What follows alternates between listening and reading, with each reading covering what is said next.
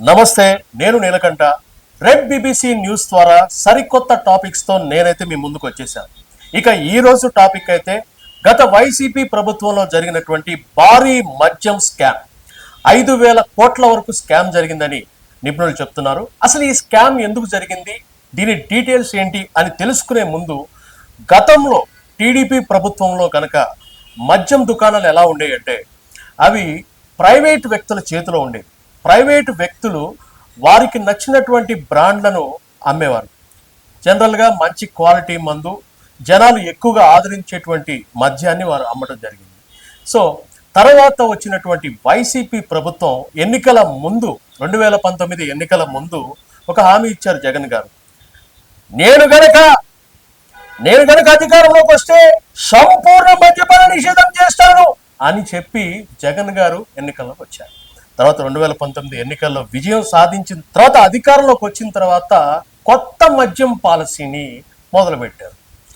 మందుబాబులు అసలు కన్ఫ్యూజ్ అయ్యారు. 2019 ఎన్నికలకి ఆ టైంలో సంపూర్ణ మద్యపానం అంటే అసలు మద్యం దొరుకుతుందా, ఎలా బతకాలి, ఏంటి, ఎలా తాగాలి అని కన్ఫ్యూజ్ అయ్యారు. తర్వాత అధికారంలోకి వచ్చిన తర్వాత జగన్ గారు చెప్పినటువంటి మాటకి కొత్త మద్యం పాలసీ అనేసరికి వాళ్ళు సరే అసలు ఏ మందు లేకుండా ఉండేదానికన్నా ఏదో ఒకటి కొత్త మద్యం అంటున్నారు, చూద్దాం ఆతృతతో చూశారు. అయితే అధికారంలోకి వచ్చిన తర్వాత రకరకాల మద్యాన్ని మార్కెట్లోకి ప్రవేశపెట్టారు. ఆ మద్యం అసలు మామూలు మద్యం కాదు, అది రాకేష్ మాస్టర్ లాంటి ఒక డాన్స్ మాస్టర్, అందరికి తెలిసిన మాస్టర్, ఆయన తాగి ఆ మందు మార్పు చెందిన వాడే మనిషి, నేను మీ రాకేష్ మాస్టర్, తస్సా చెక్క ఎలా ఉన్నారు, బూమ్ బూమ్ ఎఫెక్ట్ ఇదంతా అని డామ్ డిమ్ డిస్క్ అని ఆయన విపరీతమైన వీడియోలు చేసి చాలామంది అంటూ ఉంటారు ఆ మద్యం తాగే ఆయన చనిపోయారు అని చెప్పి చాలామంది అన్నారు. చాలామంది రాకేష్ మాస్టర్ లానే చాలామంది ప్రాణాలను పోగొట్టుకోవడం జరిగింది.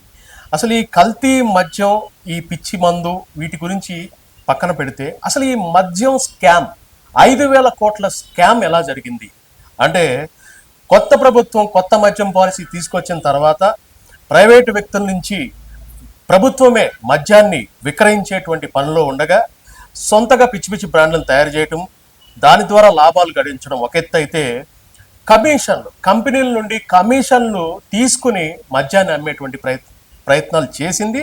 దాని ద్వారానే సక్సెస్ అయింది. అంటే ఒక కేసు లిక్కర్కి వచ్చేసి 250 రూపాయలు, ఒక కేసు బీరుకి వచ్చేసి 150 రూపాయలు కమిషన్ తీసుకుని, అలా కమిషన్లు ఇచ్చే వారి దగ్గరకే ఈ మద్యాన్ని అమ్మేటువంటి ప్రయత్నం ఆ కంపెనీలకి అనుమతి ఇవ్వడం జరిగింది.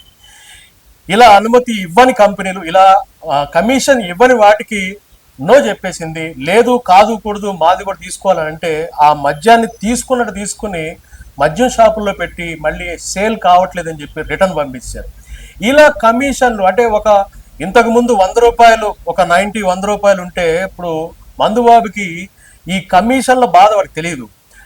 200 అయ్యేసరికి అయినా సరే అలవాటు పడిన ప్రాణం కాబట్టి అలా తాగేవాడు. ఈ 100 రూపాయలు ఏదైతే కమిషన్ ఎక్కువ రేట్లు పెంచి ఈ అనధికార బ్రాండ్ను ప్రవేశపెట్టి ఇది చేశారో, ఈ మందు ద్వారా వచ్చినటువంటి ఎక్స్ట్రా డబ్బులు మొత్తం కూడా గవర్నమెంట్కి వెళ్ళి అక్కడి నుంచి వాళ్ళు కంపెనీలకి ఇచ్చినట్టు ఇచ్చి మళ్ళీ వాళ్ళే జేబులో వేసుకున్నారు. ఇలా 5,000 కోట్లు స్కామ్ జరిగింది, 5,000 కోట్లు గడించారు. అసలు ఈ 5,000 కోట్లు వచ్చినటువంటి ఈ డబ్బుల్ని ఏం చేశారనే డౌట్ మీకు రావచ్చు. అక్కడికి వస్తున్నా. ఈ 5,000 కోట్లలో చాలా వరకు ఎన్నికల్లో, ఇప్పుడు మొన్న జరిగినటువంటి ఎన్నికల్లో ఈ 5,000 కోట్లలో కొంత భాగాన్ని ఉపయోగించారు. తర్వాత మిగిలిన డబ్బుని బెంగళూరుకి తరలించారు.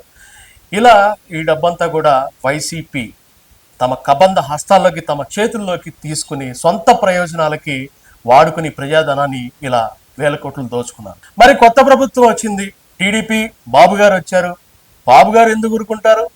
ఎవరిని వదిలే ప్రసక్తే లేదు. మద్యమే కాదు, రాష్ట్రంలో జరిగిన ఏ అవినీతిని కూడా మేము ఊరుకునే ప్రసక్తి లేదు, అందరికీ బుద్ధి చెబుతాం అని ఆయన గట్టిగా వచ్చారండి. అందులో ఇన్ని సీట్లు మామూలుగా రాలేదు. ఒక తుఫాన్ లాగా, ఒక భయంకరమైనటువంటి ఒక సునామీ సృష్టించి వచ్చారు కాబట్టి ఆయన ఇంకా ఫోర్స్తో ఉన్నారు. అయితే మనం గమనిస్తే ఇదే లిక్కర్ స్కామ్లో కవిత గారు అలాగే కేజ్రీవాల్ గారు ఆల్రెడీ తిహార్ జైల్లో ఉన్నారు. మరి ఇప్పుడు ఈ మద్యం స్కామ్ ఇక్కడ జరిగింది. అసలే బాబు గారు మంచి ఊపులో ఉన్నారు. కేంద్రంలోనే చక్రం తిప్పుతున్నటువంటి బాబు గారు ఊరుకుంటారా? చూస్తున్నట్టు వదిలేస్తారా? అసలే ఆయన్ని గత సంవత్సరం ఆయన్ని జైల్లో పెట్టినటువంటి సందర్భాలు కూడా గత వైసీపీ ప్రభుత్వం చేసింది.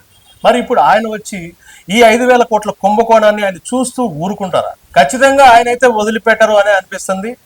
జగన్ ఉన్నా ఎవరున్నా ఈ స్కామ్లో జగన్కైతే గట్టిగా ఉచ్చు బిగించుకునే అవకాశాలు అయితే మనకి స్పష్టంగా కనిపిస్తున్నాయి. మరి ఏం జరుగుతుందో చూడాలి. ఇది ఇవాల్టి మద్యం స్కామ్ గురించిన డీటెయిల్స్. మీరు కూడా మీ అభిప్రాయాలు ఏమున్నా కామెంట్ రూపంలో తెలియజేయగలరు.